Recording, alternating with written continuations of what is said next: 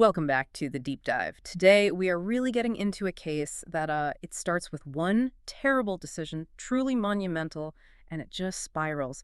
Secrets, lies, betrayal, Yeah. even violence. It really does.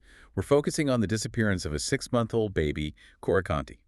Vanishes from her crib. While her parents, Anne and Marco, are literally next door at a dinner party. Exactly. They live in this attached row house upstate New York, and the setup is just fraught from the start. Their regular sitter cancels. Very last minute, apparently her grandmother died. Okay, so they're stuck. Right. And the neighbor hosting, Cynthia Stillwell, she made it crystal clear.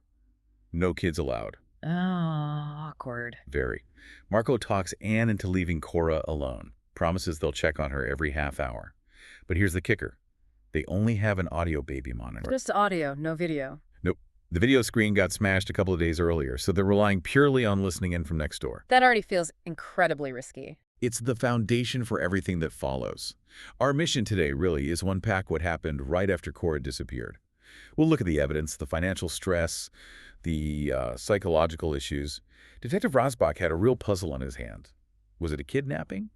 An accident covered up? Or, something staged? So let's go to the moment they get back. It's light, like 1:30 a.m.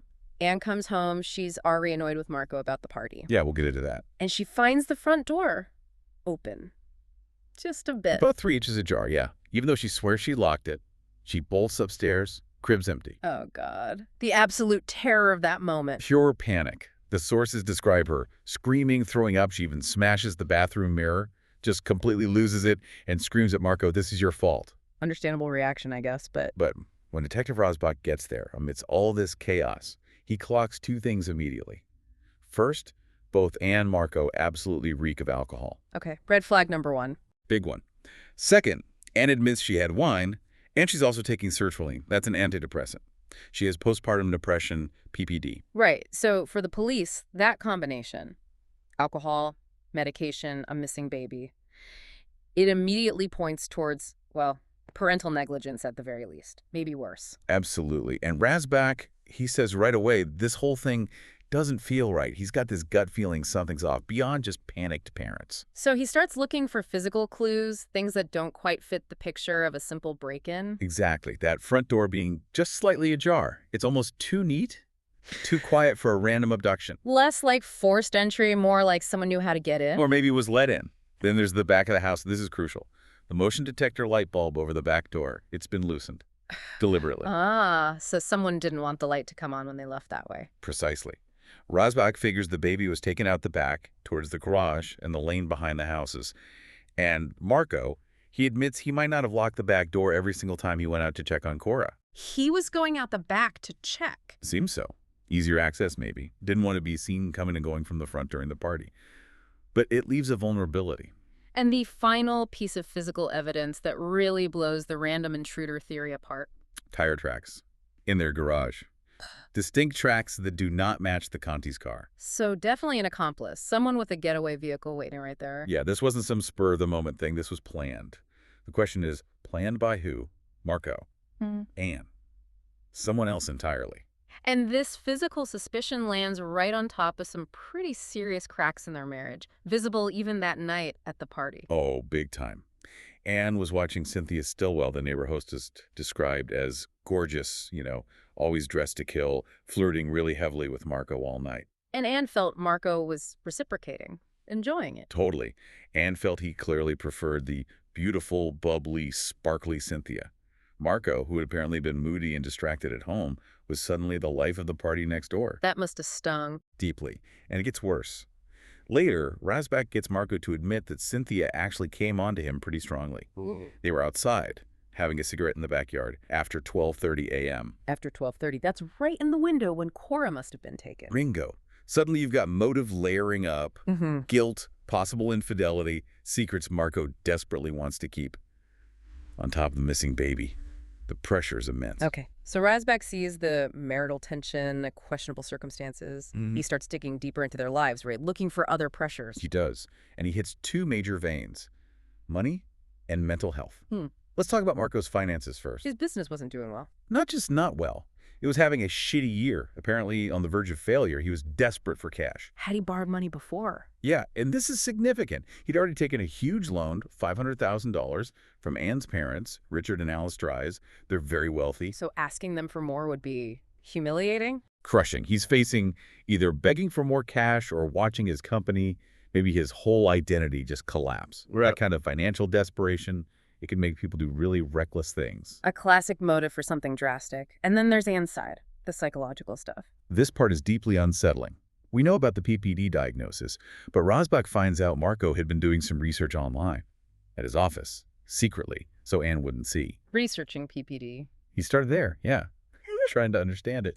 But then he started looking into postpartum psychosis, reading these horrific stories about mothers who, drowned or harmed their children during psychotic episodes. Oh, God. That's chilling. Was he worried Anne might? It certainly plants a seed in the investigators' minds. Postpartum psychosis is very different from PPD. It involves breaks from reality, delusions, and statistically a much higher risk of infanticide. It gives them a potential horrifying explanation. Did Anne herself ever admit to feeling out of control? She did eventually. Tearfully confessed to Rosbach that one time during a difficult feeding, she just lost it, slaps Cora. And then she said she couldn't remember anything right after that. Just a blank. A memory gap associated with losing control. That's scary. And it wasn't the first time something like that had happened in her life. Rosbach tracked down an old high school acquaintance, revealed this story. Back in high school, Anne apparently snapped during an encounter with a bully, a girl named Susan. She violently attacked her, slammed her head against a cement wall, left a smear of blood. Whoa. That's intense. Did Anne have an explanation for that? She told Rosbach later she was diagnosed with a dissociative disorder, triggered by extreme stress. She linked it back to trauma from witnessing her father's death when she was only 4. So a documented history of dissociation, memory loss, and violence under stress. Exactly. From Rosbach's perspective, the theory that Anne might have harmed Cora during one of these episodes, perhaps accidentally or in a state she doesn't remember, and that Marco, desperate and panicked, might be covering it up. Yeah. It's suddenly looking very plausible. A tragic accident or involuntary act followed by a cover-up. It fits a lot of the pieces. Yeah. But just as they're maybe leaning that way, the whole case pivots dramatically. How? A package arrives through the mail slot. Inside, Cora's little pink onesie and a note, typewritten, demanding $5 million in ransom. $5 million. And the note is explicit. Do not tell the police. Suddenly, it's not about PPD or psychosis anymore. It's a kidnapping for money. Big money. Targeting Anne's wealthy parents, the Dries. This completely changes the game. Totally. And it forces Marco's hand. He eventually breaks down and confesses to Rosbach. Yeah. Confesses what? That he staged it, the whole thing. It's a fake kidnapping. He planned it to get the ransom money. Yes. He'd conspired with this guy, Derek Honig, though Honig used an alias, Bruce Nealand. The plan was for Honig to take Cora, and Marco would use the ransom money from the Dries to save his failing business. Unbelievable. But why leave her alone then? That seems like a huge flaw in the plan. It wasn't the original plan. Yeah. See, the original idea was much safer, relatively speaking. Honig was supposed to take the baby while the babysitter, the one who canceled, was downstairs, maybe asleep. Plausible deniability. But the sitter bailed. Exactly. So Marco had to improvise. Fast. And he made that terrible, terrible decision to leave Cora alone and rush the plan forward that night. So he sets up the ransom drop, takes the money. Takes the $5 million from the Dries, goes to the agreed-upon rendezvous point alone, expecting to get Cora back and play the hero. The car seat he finds is empty, and then he's attacked. Yeah. Knocked unconscious. When he comes to, the money's gone. So his accomplice double-crossed him. Took the money and the baby. That's what it looks like. Marco's plan hasn't just failed, it's backfired spectacularly. And then things get even darker. Yep. A news report surfaces. Police found a body at a remote cabin up in the Catskills. Savagely murdered. The victim, Derek Honig, Marco's accomplice. So Honig takes the money, takes Cora, runs, and someone else catches up to him, kills him, takes the baby, takes the cash. That's Rosbach's working theory now. Marco set something in motion, Honig betrayed him, but then a third, much more dangerous player entered the game. This is getting incredibly complicated. How do they even start to unravel who this third player is? The proofs, the absolute confirmation of Marco's initial involvement, comes from the most unexpected person, Cynthia Stillwell. the neighbor. The one Marco was flirting with. What does she know? She tries to blackmail Marco, reveals that she and her husband Graham had a secret camera, a tiny pinhole camera aimed at their own backyard. Why? What were they filming? Apparently themselves. Having sex outside. Kind of creepy, but But the camera caught something else that night. it caught everything. She shows Marco the footage, clear as day.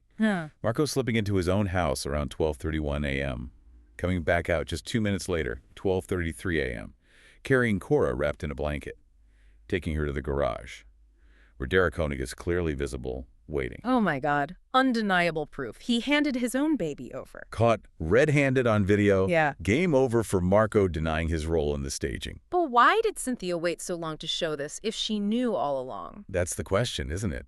Leverage, maybe? Or maybe she was involved in something bigger herself, because this reveal leads directly to the absolute core of the whole conspiracy. Which is? The true mastermind isn't Marco, it isn't Honig. It's Anne's father, Richard Dries. Her father. The wealthy patriarch. How? The layers here are just astonishing. Anne herself finds a clue. A secret burner phone, a prepaid cell, hidden in an air vent in their house. Marco tries to lie, says it was for an affair. To hide the kidnapping plot, presumably. Right. But then Anne sees a picture related to the case, maybe Honig's picture from the news report about his murder, and she recognizes him. Derek Honig. Recognizes him how? He wasn't just some random guy Marco hired. He was an acquaintance of her father's. She remembers seeing Honig meeting Richard secretly late at night at the Dries family home, near this ravine behind their property. So the connection is made. Richard Dries knew the accomplice. Knew him well enough for secret late-night meetings. And then Anne's mother, Alice Dries, delivers the final blows. She reveals Richard wasn't just the grieving grandfather. What was he? He was having a serious affair with Cynthia Stillwell. What? The neighbor? The host? Hostess? The very same. And not only that, Richard's own business was secretly failing.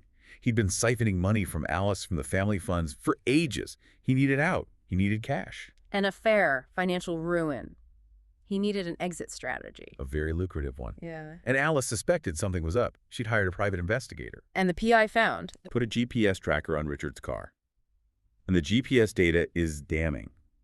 It shows Richard Dries drove directly to Derek Honig's cabin in the Catskills. Yeah. Right around the estimated time of Honig's murder. Unbelievable. So Richard orchestrated the entire thing. From the very beginning, he used Honig, someone Marco didn't know was connected to him, to approach Marco with the fake kidnapping idea. He let Marco take all the initial risk. Setting Marco up to take the fall. Exactly. Richard's plan, it seems, was to let Marco stage the kidnapping, then he'd swoop in, kill Honig, take the $5 million ransom himself, pin the whole mess on Marco, and then use the money and the chaos to leave Alice and start a new life with Cynthia. Willing to sacrifice his own daughter's husband, terrify his daughter, endanger his granddaughter, all for money and an affair. That's monstrous. It's a level of calculation and betrayal that's hard to fathom. Pure evil, really. So how does it end? How is Cora found if Honig is dead and Richard has the money? Richard needs to look like the hero now. Anne is back at her parents' house, distraught. She looks out towards that ravine behind the house, and she sees her father carrying a bundle. Cora. It's Cora. Richard comes back, claims he negotiated release, paid a ransom, played the hero. Cora is alive, barely breathing, but alive. And Marco. What happens to him? He's broken. Richard completely framed him. But with the GPS evidence and Anne recognizing Honig, Rosbach knows Richard is the real puppet master. Marco confesses everything about the staged kidnapping, his role, how Richard used him. He cuts a deal, agrees to testify against Richard Dries to make sure he faces justice for Honig's murder and the whole orchestration. So Cora is safe, Richard is caught, Marco confessed his part, it should be over, but it sounds like there's one last awful twist. There is. The trauma, the betrayal, it's all taken a massive toll on Anne. She's shattered. And her focus shifts to the person who enabled her father, who was part of his plan, who seemed to revel in their suffering, Cynthia Stillwell. Anne confronts Cynthia. She does. And Cynthia, realizing her lover Richard is going down and her payday is gone, is just unbelievably cruel. She taunts Anne, defends her actions, her coldness, says Richard should have just killed Cora early on, even says it would have been a pleasure to stop that brat endless crying. My God, saying that to a mother who just got her baby back. It's pure malice, aimed right at Anne's deepest wound, and it seems to be the breaking point. What happens? Anne leaves Cynthia's house. Shortly after, Marco looks out his window, sees police cars, an ambulance, lights flashing next door at the Stillwells. He watches them bring out a stretcher, covered body, but a lock of hair escapes from under the sheet. Let me guess. Long jet black hair. Exactly. Marco knows instantly. It's Cynthia. She's dead. And Anne. He races back inside his own house, finds Anne just slumped on the sofa, staring blankly ahead, completely unresponsive. He whispers that final, terrifying question.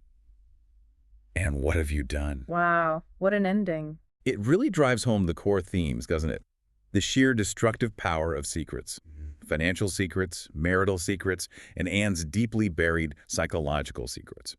It shows how an investigation had to peel back layer after layer, looking past the obvious to find this incredibly complex, calculated betrayal orchestrated by Richard Dries. But the final act leaves such a disturbing question mark over Anne. It truly does. And that brings us to our final provocative thought for you, the listener. Think about Anne's history. That documented dissociative disorder, the previous violent incident followed by memory loss, triggered by extreme stress. Was this final fatal confrontation with Cynthia a conscious act of revenge, something Anne planned and remembers? Or was it another dissociative episode? A violent reaction triggered by Cynthia's horrific words, an act committed in a state Anne won't even recall. Given everything she endured and her hidden history, even with Cora safe and the main villain caught, her own future and the safety of those around her feels terrifyingly uncertain.